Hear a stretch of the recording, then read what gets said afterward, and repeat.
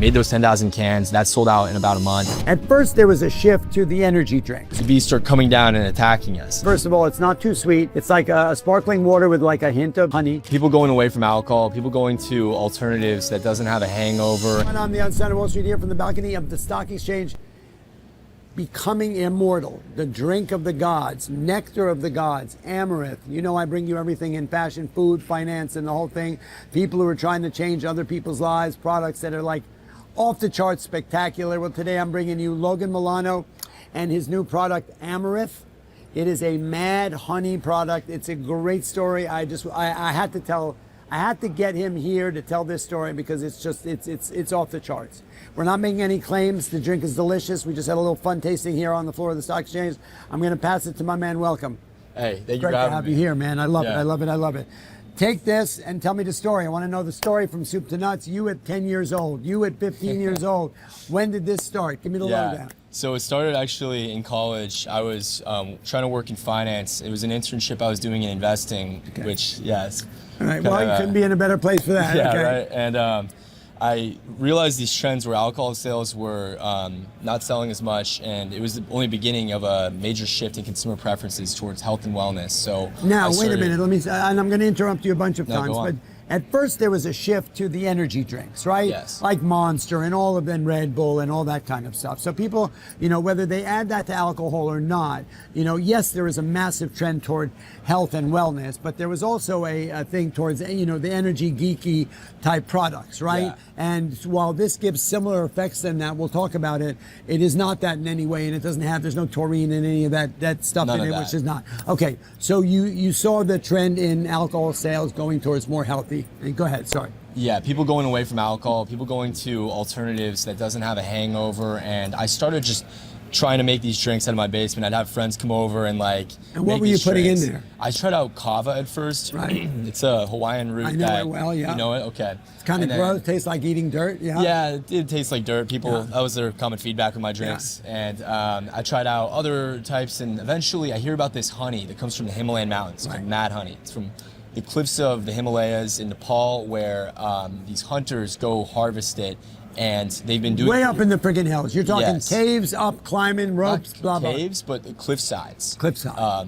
And they've been harvesting it for thousands of years for its naturopathic qualities, but also for a natural, relaxing feeling it gives for it. It's been getting a lot of attention on like Joe Rogan because it can be pretty crazy when you eat a ton of it. But I found in small amounts. Before you made your drink, was anybody eating it as a honey?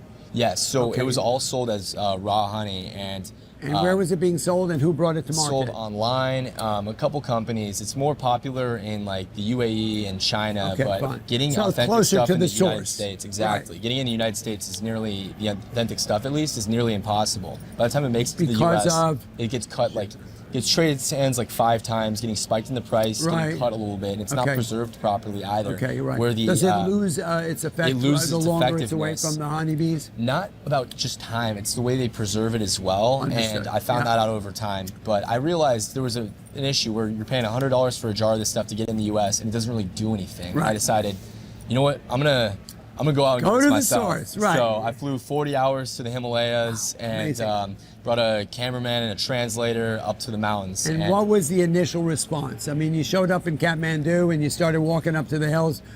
Give me the lowdown. Where were you at? Like you hopped into a rickshaw and you said, take me to the hills, and what happened? So I had a meeting arranged already. I had, with this guy called the Chief Honey Hunter. The chief, I've been called that many times, the chief honey hunter. Go ahead. Yeah, the chief honey hunter. And we go up, we meet, and they show me around the village. And no pushback. They were thrilled you were there. They were very excited for me to be there. Very friendly, came with a really level of kind respect. people. Yep. Yeah, I mean, I had the introduction already. I came with a guy that was friends with all of them, and it was very positive response, and they gave me some of the honey. We were eating it together. Did you go up near to where it was when you tasted it, or so, they kind of met you there with a little tube? No, so then they brought me there. It's like a hike away from the village, and we get to the site. They did a ceremony, and they started chopping down trees to build a ladder to get up to the mountain. Amazing. Wow. And they started, smoking the bees to smoking the bees out, to harvest. As soon as they start smoking the bees out, the bees start coming down and attacking us. And these are the biggest bees in the world. Like how big are they? Like this big. Really? Oh yeah. my God! Wow. But they started attacking us, and but you're wearing protective gear or no? I had a mask on, but I had to throw a jacket on and stuff, and they were kind of laughing at us. Me and my cameraman running around. They're not wearing any protective gear. They had some, but not as much as I would expect you to. And how old were these people? Were they 20 or they were 80 and they looked 20? They were ranging from all ages. There was younger guys, there was older guys, there was some kids there, and they're not really very fazed by it. But yeah, I mean, we were laughing. And these are probably families and generations have been doing this. Like they're for thousands of years. It's not like the way new they people enter. Harvest it. It's like a custom they perfected and probably ritual and tradition and all that. Yeah, there was all these like prayers they do to like bless the ceremony, and after doing all that, I made a deal with them where I would buy the honey, and then you're going to buy it from them in bulk. Yes. And they're going to harvest. They'll tell you when it's harvestable and stuff like that. So the timing is obviously key. Yeah, and then the hard no part was pushback on that. No, they're actually very excited to enter the United States No one market. has actually gone. I mean, obviously you said there were a few people selling it in jar form, but nobody's really come to them with this kind of an idea. So yeah, this is actually the first drink of its kind. So what I saw was with the raw honey, you're never really knowing what you're getting, the authenticity. What we do is off each harvest, we homogenize and then lab test for the active ingredient component. So every drink, it's just the right amount. So we know exactly how much you're getting. And we can give like a dosing, because it does have an effect. Yes, it has an active effect. So now we have like a guideline on like how much to drink instead of maybe a spoon where people are not really sure. Crazy and geeky, Exactly. So just so you know, we did it down in the booth, and like I'm super sensitive to like artificial sweeteners and whatnot, or to super sweet drinks or to energy drinks. I can't have any of that stuff, and I don't drink alcohol. Right, and so we tasted it. It is, first of all, it's not too sweet. It's like a sparkling water with like a hint of honey, right? And without a doubt, you're always looking for like, oh yeah, show me the money type of a moment. And there's no question, everybody in the booth was just it's like a little tweaky and a little geeky, which is okay, right? I mean, it's one of the obviously reasons to drink it is it's a feel-good drink. It doesn't have THC, it doesn't have alcohol in it, but it has similar effects to sort of a relaxing. But for me, I mean, obviously everybody's got a different effect. For me, I'm like, I talk pretty quick, but I'm like talking a little quicker than usual, so it's all good. So go ahead. So yeah, we just mixed the honey. I mean, the hard part after is like getting it back in the U.S., but this is the production and the cans are all being done there? No. So the homogenization is there? No, so we homogenize in the U.S. Okay, so you're bringing raw. We bring it raw. Okay, and how did you have to get clearance from the U.S. Food and Drug Administration? We work with the government of Nepal for getting getting it out of the country. Yeah, getting it out, but also they do like a test on it to make sure that it's within all the proper guidelines. Right? And then like when we got it through the U.S., the FDA went through it, passed it off, and then we work with a manufacturer where we homogenize, lab test. But so you're co-packing it, right? Yes. So that's the thing, people who don't know this, that people who come up with new ideas, right? They're the big players who have factories where they make their product, whether it's a hot sauce or a honey or a drink or whatever. And then there are these companies called co-packers. They are basically factories that have the capacity to make product, to manufacture, right? Whether it's a beverage, whether it's a solid food, whether it's a sweet or it's a candy or it's whatever. You rent space. I did it with my hot sauce company back many, many years ago. You rent a space, you do an NDA, and then you run a production line. And that's what you did. Yeah, exactly. It was actually, so during the process of doing all this, I documented the whole thing online, and it was someone that reached out, seeing my social media, wanting to support. So I worked with them to... They became your first investor? No, first manufacturer. Oh, okay, cool. And awesome. We made our first 10,000 cans with them about 3 months ago. That's when we got the honey dialed in like a replicable process to get it in consistently at scale. Made those 10,000 cans. That sold out in about a month. Wow. And we sell them $40 for a 4-pack. It's all direct to consumer. Yes. And you use social media ads and your own little viral stories and whatnot. Exactly. And it's $40 a case. $40 for a 4-pack, and it was all the audience. So $10 a bottle. $10 a can. Yes, this isn't any honey. This is not your grandfather's honey. Okay. Yeah. Although honey is an expensive product. Let's be clear. Oh yeah. People are used to buying, not the little teddy bear in a plastic jar, but really high quality honey. Yeah. Right. Maluka and any of these brands know that honey is expensive. Oh yeah. Honey with whatever's in it, whether it's just really good quality or wherever it's sourced, is expensive. Oh, yeah. So it's not off the charts, taking into account what you're doing. Yeah. Okay, go ahead. No, totally. But Yeah, we made those first 10,000 cans, sold out in about a month, all direct to consumer through the audience we've built up online, documenting the process. And then last month we launched another 26,000, and that's supposed to sell out in the next week from the way it's looking. And yeah, we're just going to keep scaling production up So from if here. I order minimum order is a case. No, orders a 4-pack. Yeah, 4-pack up to a 24-pack, and I can buy I'm not being limited on how much I'm allowed to buy. No, and you can buy as much as you want. Plus shipping and handling. Yeah, they free so shipping. You pay shipping. We pay shipping. Free shipping. Yes. So that $40 is my cost to get 4 cans. Yes. Okay. And now, you get normal discounts for first-time purchase, for subscriptions. We do monthly subscriptions. If you run down the street with your undies on your head, the whole screaming and yelling about Amaryth, you'll also get a discount. Yeah, we'll offer a discount for that as well. We'll offer a discount for that. It's in the terms and conditions. Right. But so, question as far as intake goes, we know, if I mentioned it to you, like if you're a Shark Tank watcher, you know that investors will often hate when people make claims. Yeah. So you're not making medicinal claims. Give me the claims that you're making. So yeah, we're not making any medicinal claims. Have you had it independently analyzed by any research companies? Yeah, so we worked with the food scientists that did poppy to create the formula. Okay. It's 45 calories, and like you said, the only sweetener which in is it, which is amazing. 16-ounce can. Right. The only sweetener in it is the actual honey itself. Right. We don't use any artificial stuff. Right. And it's a sparkling water with honey and lavender, and what is lavender, the other? We have organic berry flavor, right. and a little bit of green tea extract as the base. Okay. But it's less caffeine than your Coca-Cola, your average soda. And recommended use is? Recommended use, I honestly... It's really refreshing, it first depends of all. on the person. There's no aftertaste. It's not tweaky. It gives you a little bit of a boost, for sure. Yeah. I mean, for me, I have 1 can and I feel great. Yeah. But I have friends that want to drink a ton. I recommend what do you like recommend 3. the limitation? I would recommend maxing it out at 3. But 3 over how long a period of time? Just like in an evening or a day. But what is the possible downside if somebody takes too much of it?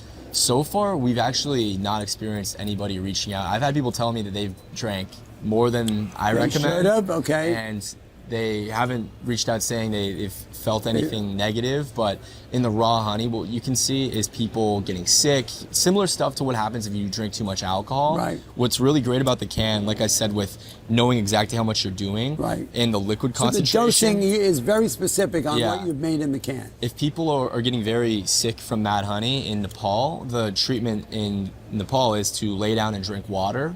Right. And I guarantee if you find a way from drinking this, you'll be very hydrated, and it makes it... So let's go back to Nepal for a minute. So the guys who are the hunters, what's his name? The Mad Honey Hunter? The Chief Honey Hunter. The Chief Honey Hunter. Yeah. And obviously it's, there's tradition around it, there's some religion, there's prayer and all that stuff. Look, I lived in Africa from 83 to 85. I got initiated into a voodoo cult. Huh. I've danced for 18 hours, very little known fact about me, and I danced for 18 hours, for 18 hours. With a calabash on my head down to the river. I did all kinds of wild stuff. Wow. And I was just into it. And there was just a lot of tradition. I'm a traditionalist. There was a lot of tradition around it and stuff like that. So we know that was West Africa. So the guys who are hunting it and stuff like that, it's obviously like a culture. Yeah. And they're like eating it all the time. So they're claiming it makes you immortal. That's more folklore. Right, that's folklore. It's fine. We can go for a little folklore. Something that they do, like it's been used there medicinally for thousands of years to treat headaches, stomach aches, things like that. I've had people reach out on Instagram saying growing up this was like one of their only medicines and things like that. But now your normal. Sorry to interrupt you once again. The people in Nepal, who are not the hunters. Like in Kathmandu, are people? Do you talk to anybody who is a Mad Honey fan or stuff like that? I would general talk to people, population. I went around. While I was there, I would ask people about the Mad Honey. Right. Most people knew what it was. Some people didn't, but then I kind of describe it. They'd be like, "Oh, the mad." The mad. Yeah. Curious, why did they end up calling it mad? Right, because Mad Honey sort of purports like you're going to go like a little bit. Yeah, that's the thing. If you eat a ton of it, you can go mad. You can go mad. Okay, fine. Well, we don't want to do very, very drunk. It's kind of, like I said, it can be a similar feeling to like alcohol or cannabis without the head feeling, more of the body feeling that you get from those. So it's a body sort of body high. Yeah. Look, when we ended up connecting, I love the food business. I love new products. I'm excited about it. I think you've really done an amazing job for somebody who's your age. You're entrepreneur, your entrepreneurial skills and the fact that you're holding your ground on the direct-to-consumer and the way you went out and sourced it and all the stuff you've done, because it's not an easy business, especially when you find a new category and bringing a new category to market, like it's like small drops or this or that. I'm really impressed with the way you're handling it. Thank you so much. Yeah, it is, and I know the business. I've had people reach out telling me, don't do this, it's way too hard. Yep. It's since day one, they're like, why would you do something so hard? And for that, I always said, that's the green light for me. Exactly. Go to Ask Jack Gary Vaynerchuk. Because you think it's too hard, no one else has done it, and it makes it more fun and interesting to work on something that's difficult, because if you're working on something that's supposedly easy, it's going to be much harder to get talented people, anyone's interest, because no one cares. That is actually, to me, when somebody says, don't do it, it's too hard, that's a green light for me. Like, let's go out and check it out. Why would you not? Right? I mean, look, your normal person is always waiting around for all the ducks to be in a row to go out and do something. Well, that's not you, it's not me. No, right? It's like, you show me the challenge, and you show me something that everybody says, oh, don't do it, it's not going to work. Well, I'm there. It's good to me. Hop on a freaking plane, let's go. Now, you weren't sitting on a small, you said 40 hours on planes. Like, 40-hour trip. It wasn't 40 hours, the like time. the last layover. The last little leg of that trip, were you on a plane with a couple of goats and a couple of guys and a couple of this? It was like I've actually, just to tell you a funny story, when I was a kid, my father was a doctor, and we used to go travel around the world and do public health work all over the world. And at one point, we ended up taking a flight somewhere. We spent 6 months in Guatemala, up in the hills, 8 hours by mule.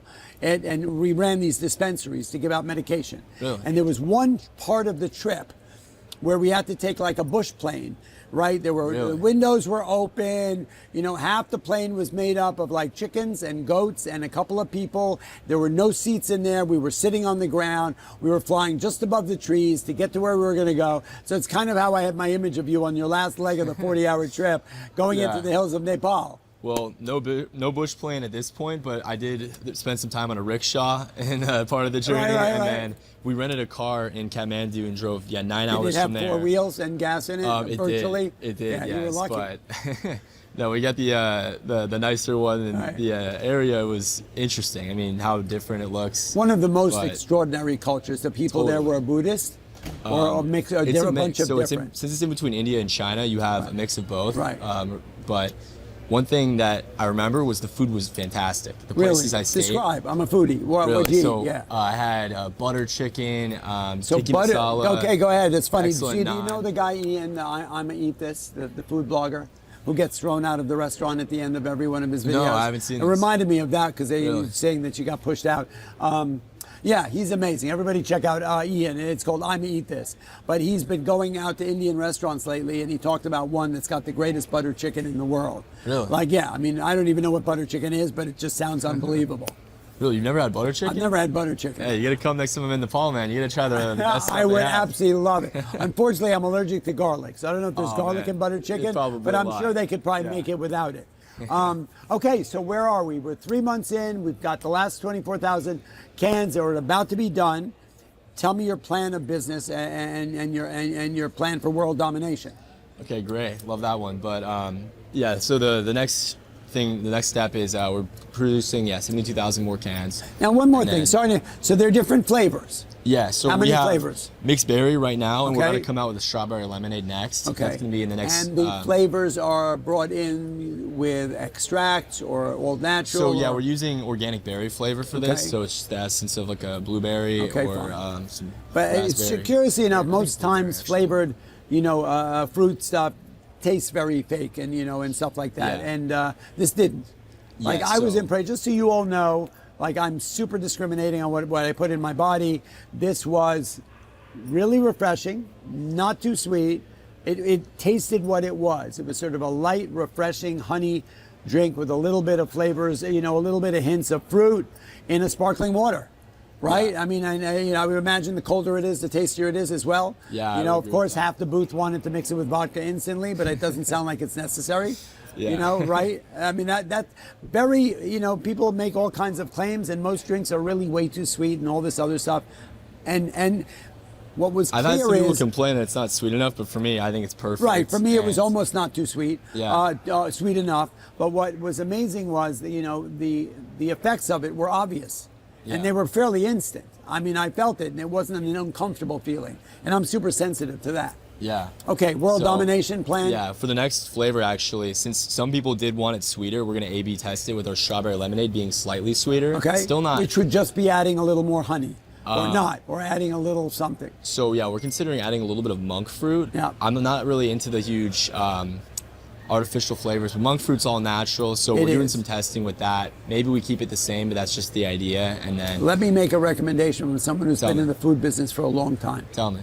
While we think we're doing ourself and the customer service by listening to a customer's input, yeah, they're just one person with one idea. Oh, it's not. And yeah. No, it's a recommendation. Yeah. That you've made a product, right? That is, you know, if you're going to always be chasing what your customers want, which is very often what young entrepreneurs do, because they want to be people pleasers, then you're going to be chasing that forever and ever, because every schnook is going to want to give you their input.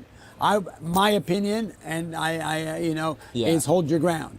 Maybe do a little test, but once you start adding new things into it. I hear that too. I like to try to meet customers in the middle. Since I've been starting to build in public, the idea has been to validate, find product market fit, work with what I'm building, and meet the customer somewhere in the middle. I hold strong on some things like wholesale. Like I don't want to do wholesale yet. I'm doing all direct consumer. I hold strong on that, and that's been working out extremely well for me so far. But flavors, the product itself, which is your idea and your mastery, is key. Yes. So the honey component, a lot of people want me to add a lot of other BS to it. I've said no to that. Good. But when it's little things like tweaks in the flavor, I'm open to meeting people in the middle. But at the end of the day, I do go by my decision, and I look at the data. Do that. I don't like to, because you have to realize too that the consumer or whoever is contacting you, we don't know what their credentials are in this whole business. Exactly. Right. This is working.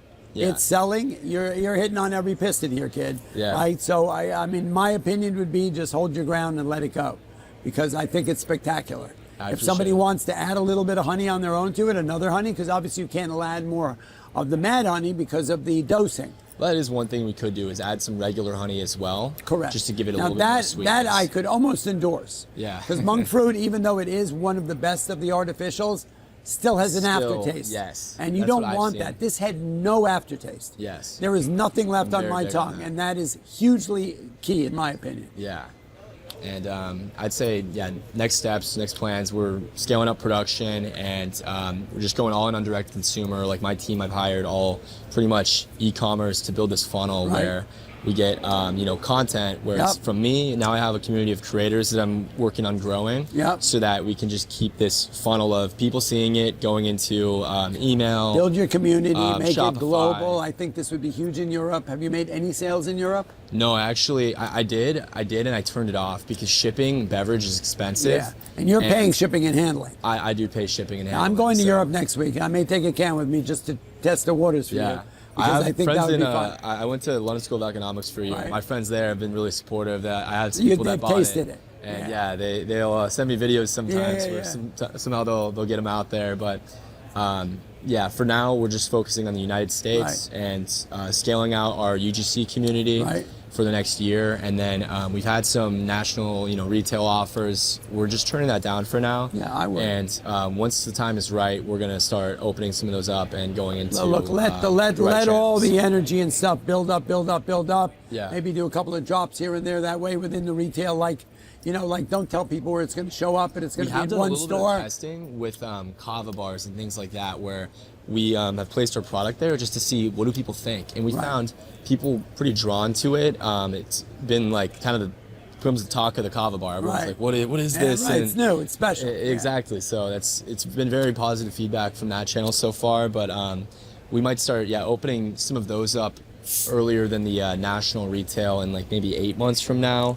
Once we have enough volume to start doing air goods and fair, just to start getting these wholesale accounts from our 3PL. Have you thought of doing any of the food shows like Fancy Food in July? Or yeah, I'm considering. huge I'm doing expense. BevNet this week actually. Okay, I was where's that? featured. It's in New York City. Okay. So really, where is it? Oh, that's a small one, right near the garden, I think. Yeah. Yeah. It's like in an office building. Yeah, they actually just wrote an article about me, which I was really excited by because it's big. Yeah. I think it's probably the #1 beverage publication. Yep. Yeah, but decided to go to that, and then fancy foods. I have a lot of friends going, and my suggestion, as I said, I've had products in fancy food, but I had one voted #1, the most famous hot sauce ever at the fancy food. Really? Years ago, 20 years ago. Cool. My suggestion is walk the show. Okay. Right, and I'll happy walk the show with you if you want. Really? Yeah, absolutely.